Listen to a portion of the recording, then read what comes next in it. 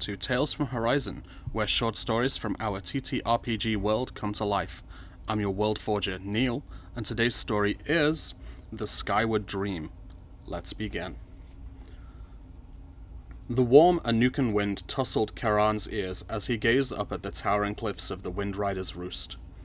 The Gajendra youth, barely past his 16th summer, stood at the base of the skyward path, his thick grey hide shimmering with the salt of the sea breeze.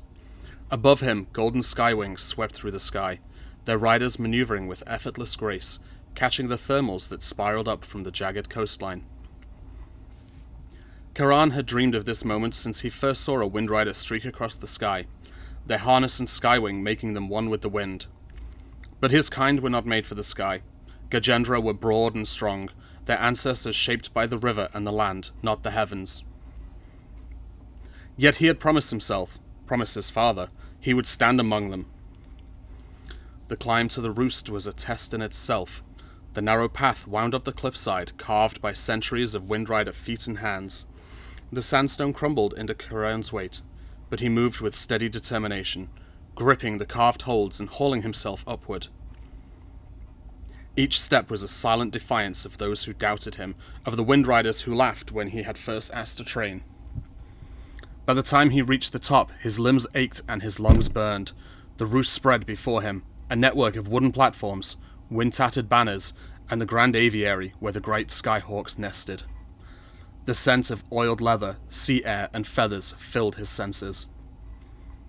Master Ava, the eldest of the Windriders, stood waiting.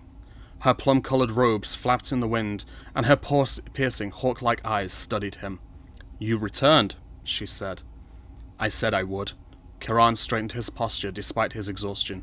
"I wish to take the trial." The other Windriders gathered, some whispering, some shaking their heads. A Gajendra had never taken the trial. The skywings were too small for him. The harnesses were made for leaner frames. But Master Ava simply nodded. "Then you will fly." The trial was simple in theory. Launch from the high platform, catch the wind, and land safely at the marker on the distant plateau.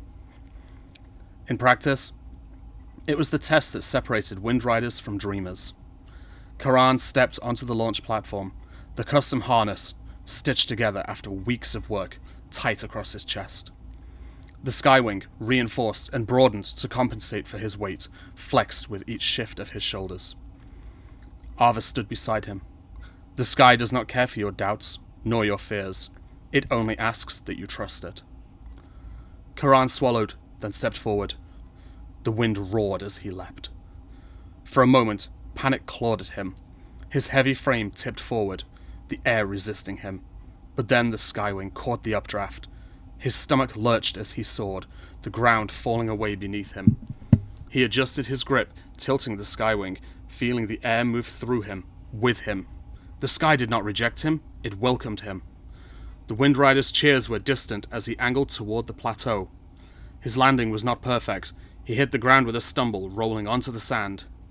But when he stood, breathless and grinning, he saw Master Ava descending toward him, her own skywing catching the wind. She landed before him, studying him in silence. Then with the faintest smile, she placed a feathered crest in his hand.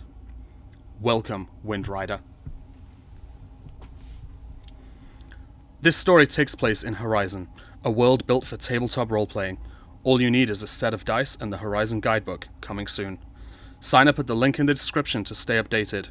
Thank you for listening, and please join us again for another Tale from Horizon.